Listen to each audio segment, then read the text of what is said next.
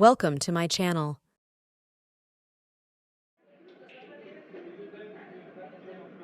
एक समय की बात है। हरिया नामक किसान एक गांव में रहा करता था। वह बहुत गरीब था।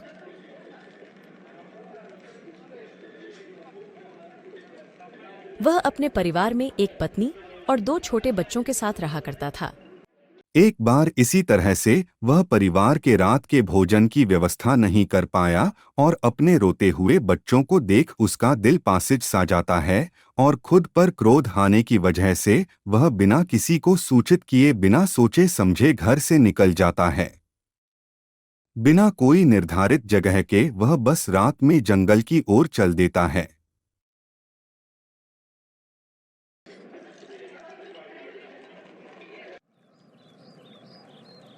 कुछ देर चलने के बाद उसे महात्मा बुद्ध और उनके शिष्यों का डेरा दिखता है। वह उनके पास चले जाता है और महात्मा बुद्ध के चरणों में गिर जाता है और उनसे विनती करते हैं कि मुझे भी अपना शिष्य बना लीजिए, और अपने जीवन की सारी दुखद घटना उन्हें सुनाते हैं। महात्मा बुद्ध को यह सुनकर बेहद अफसोस होता है कि वह अपने 2 छोटे बच्चों व अपनी पत्नी को छोड़कर जंगल की ओर चल दिया, पर वह उसे बहुत ही समझदारी से सीख देना चाहते थे। तो महात्मा बुद्ध अगले दिन सुबह अपने इस नए शिष्य को एक कार्य देते हैं।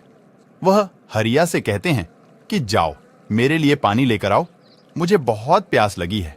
और वह पानी लेने चल देता है। थोड़ी देर चलकर उसे एक सरोवर दिखता है, पर वह देखता है कि वहां पर खूब सारे जानवर उथल पुथल मचा रहे थे।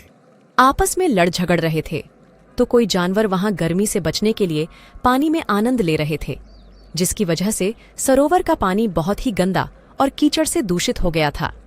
हरिया जानवरों को वहां से भगा देते हैं और खुद खाली हाथी ही महात्मा बुद्ध के पास वापस लौट जाते हैं।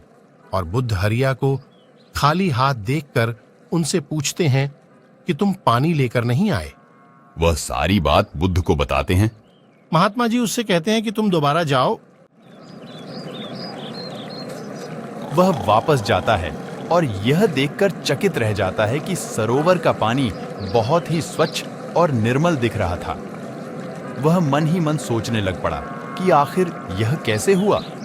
वह पानी को घड़े में भरकर बुद्ध के पास चले जाते हैं और उन्हें पानी पीने के लिए देते हैं। बुद्ध हरिया को समझाते हैं कि जब जानवर पानी में उथल पुथल मचा रहे थे तो पानी का कीचड़ उभर आया था। तो कुछ देर शांत रहने से पानी का सारा कीचड़ नीचे बैठ गया और पानी वापस से निर्मल और स्वच्छ हो गया है।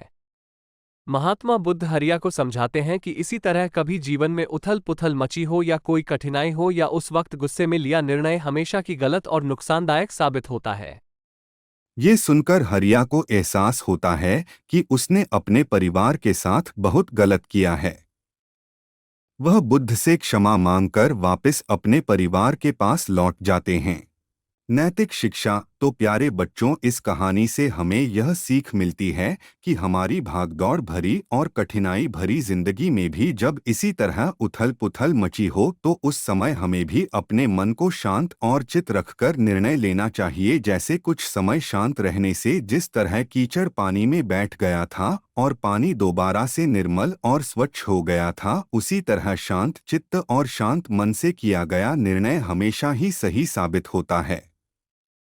Subscribe, like and share.